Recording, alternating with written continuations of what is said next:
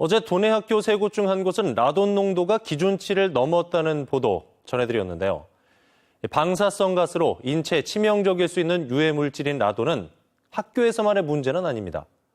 도내 주택에서 발생하는 라돈 농도도 전국 시도 가운데 가장 높게 나왔습니다. 강원 지역이 라돈 발생과 피해에 취약하다는 건데 정작 강원도는 대책 마련은커녕 라돈을 측정할 수 있는 기관조차 없습니다. 백혜원 기자가 취재했습니다. 라돈은 1급 발암물질로 땅속에서 스며나오는 자연방사성 가스입니다. 눈에 보이지도 않고 냄새도 없어 침묵의 살인자라고 불립니다. 숨 쉴 때 우리 몸속에 들어와 방사능을 방출해 인체 조직을 파괴하면서 폐암을 유발하기 때문입니다.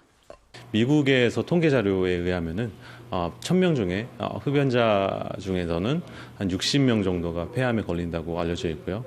그리고 비흡연자 같은 경우에는 1,000명 중에 7명이 라돈에 의한 폐암에 걸린다고 알려져 있습니다. 라돈이 강원 지역에서 특히 많이 발생하고 있는 것으로 나타났습니다. 국립환경과학원이 발표한 지역별 겨울철 주택 실내 라돈 실태조사 결과를 보면 도내 주택의 라돈 평균 농도는 149.7베크렐로 전국 17개 시도 가운데 가장 높았습니다. 전문가들은 강원 지역이 라돈이 발생하기 쉬운 화강암 집안대에 위치해 상대적으로 라돈 수치가 높은 것으로 보고 있습니다. 실내에서 검출되는 라돈은 보통 토양에 있던 것이 건물 바닥 갈라진 틈으로 유입됐거나 건축자재 등에서 나오는 것으로 판단하고 있습니다. 상황이 이런데도 강원도와 산하기관은 라돈을 측정할 수 있는 곳조차 없습니다.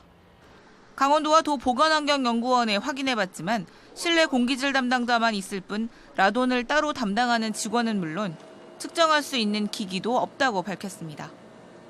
라돈에 대한 실태 파악과 피해를 예방하는 대책은 전혀 없다는 겁니다. 따로 업무를 담당하고 있지는 않거든요.